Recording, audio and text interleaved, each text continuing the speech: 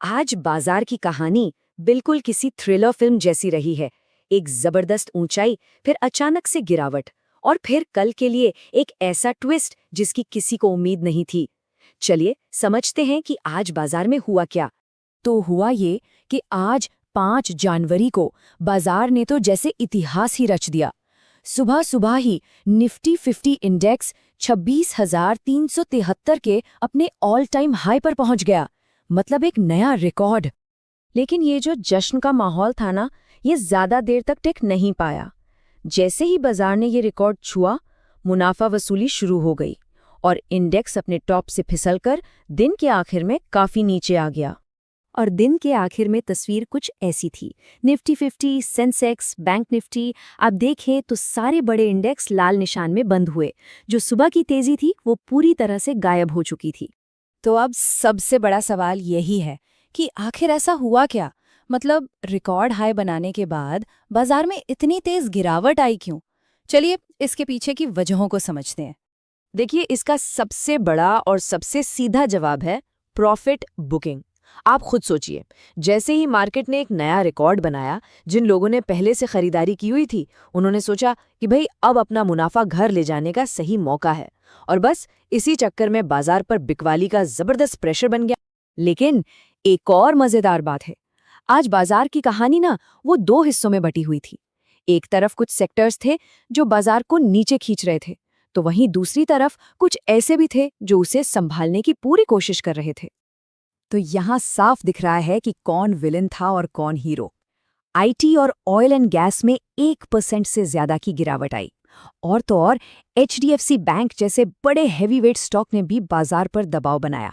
लेकिन दूसरी तरफ रियलिटी सेक्टर 2% की शानदार तेजी के साथ बाजार को थामे खड़ा था। अच्छा, अब जरा पर्दे के पीछे झांकते हैं। देखते हैं कि जो बड़े खिलाड़ी हैं यानी इंस्टीट्यूशनल इन्वेस्टर्स, उनके बीच क्या चल रहा था जिसने आज के मार्केट को ये शक्ल दी।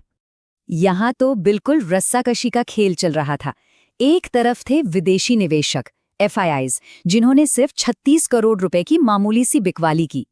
लेकिन दूसरी तरफ देखिए हमारे घरेलू संस्थान डीआईआईज, जिन्होंने 1,764 करोड़ रुपए की, जी हाँ, 1,764 करोड़ की जबरदस्त खरीदारी की। तो इसका मतलब साफ है, आज अगर बाजार किसी ने बचाया तो वो थे हमारे घरेलू संस्थान। अगर उनकी तरफ से ये तगड़ी खरीदारी नहीं आती तो यकीन मानिए आज बाजार में कहीं ज्यादा बड़ी गिरावट देखने को मिलती। तो दिन का खेल तो खत्म हो गया, लेकिन पिक्चर अभी बाकी थी।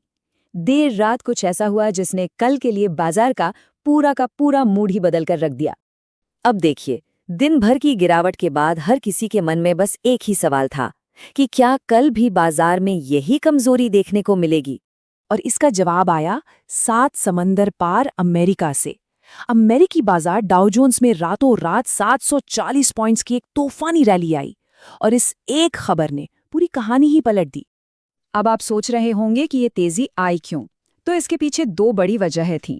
पहली, लास वेगस में चल रहा है CES 2026 इवेंट, जहां आर्टिफिशियल इंटेलिजेंस यानी AI को लेकर जबरदस्त ऑप्टिमिज्म है।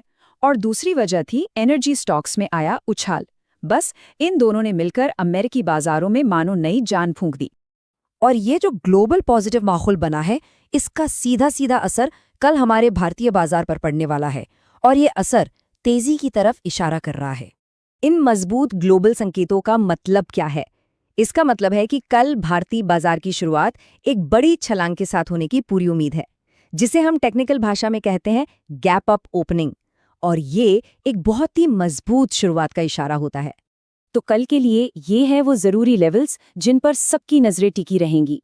नीचे की तरफ 26,200 एक इमीडिएट सपोर्ट का काम करेगा, मतलब यहां से बाजार को सहारा मिल सकता है।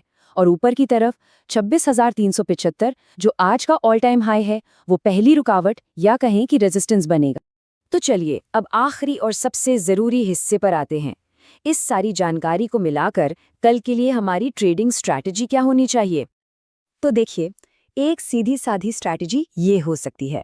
पहला देखें कि क्या ओपनिंग 26,350 के आसपास होती है। दूसरा, क्या बाजार पहले 15 मिनट 26,300 के ऊपर टिक पाता है? अगर हाँ, तो फिर अगला टारगेट सीधा 26,450 का बनता है। अगर बाजार इन लेवल्स को होल्ड कर लेता है तो एक नई और तेज रैली की पूरी उम्मीद है। और हाँ, कल कुछ खास सेक्टर्स और स्टॉक्स पर भी नजर रखनी होगी। अमेरिकी नैस्डैक में तेजी के बाद आईटी स्टॉक्स में एक बाउंस बैक आ सकता है। एनर्जी सेक्टर में भी एक्शन दिख सकता है और रियलिटी सेक्टर जो आज भी मजबूत था, अपनी वो रफ्तार जारी रख सकता है। तो कुल मिलाकर एक्सपर्ट्स का क्या कहना है? उनका फैसला साफ है। वो कह रहे हैं कि बाजार का ओवरऑल ट्रेंड अभी भी बाय ऑन डिप्स का है, यानी हर गिरावट पर खरीदारी का। आज की जो गिरावट थी वो कोई कमजोरी का संकेत नहीं, बल्कि एक हेल्दी करेक्शन थी। तो अब सबसे बड़ा सवाल यही बचता है, क्या बाजार कल अपने ऑल टाइम हाई को तोड़कर 26,500 के उस बड़े साइकोलॉजिकल लेवल की तरफ बढ़ेगा? इसका जवाब तो हमें कल के बाजार में ही मिलेगा।